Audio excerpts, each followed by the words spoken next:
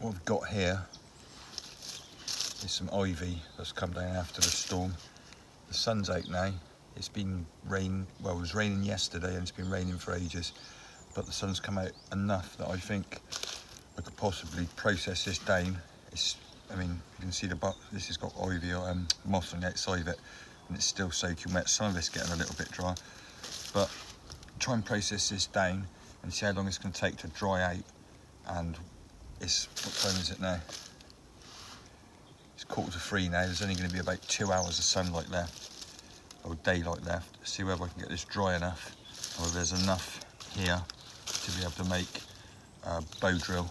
I'm not going to use the ivy for the bow. There's loads of hazel all around me. I'll get a hazel bow, but luckily on this, obviously I'll bring that branch in, and it took me right up to the camera, and as you can see there's a really good hole notch out, so that might be okay for the handle. Let's get rid of that twig there a minute. That might be okay for the handle bearer. And there's a few principles. I was taught this by a friend of mine, Adam, who's a ninja at all of this stuff. Teaches perfect technique, perfect practice, perfect results. And this method of making fire is friction, okay?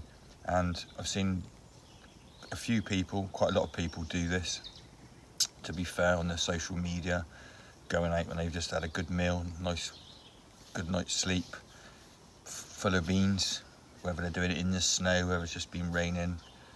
That's all great skills, but I've seen people fail at this after they've had an horrific 2 nights with hardly any shelter in a hurricane, basically in a survival situation. And Ian, he's really great at this. He can do it with his eyes closed. I've seen him do it loads of times. But after he was disorientated, cold, and like I say, it was horrific weather, it was horrible. 2 or 3 days later, when all the energy's gone, it's quite difficult, and no one could do it.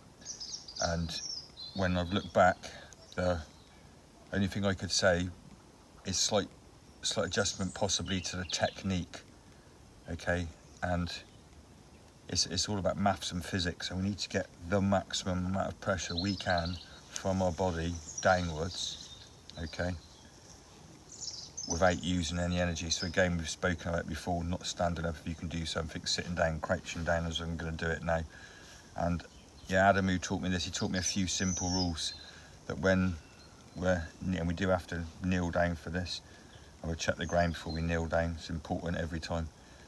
It's a perfect square, and it's the same as when we make the triggers.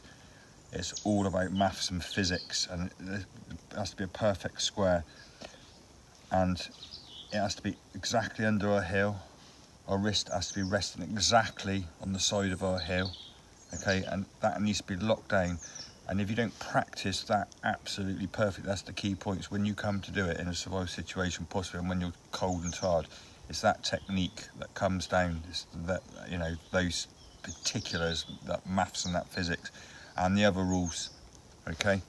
And I'm an idiot, as I said before. If it's going to work, it's got to be simple.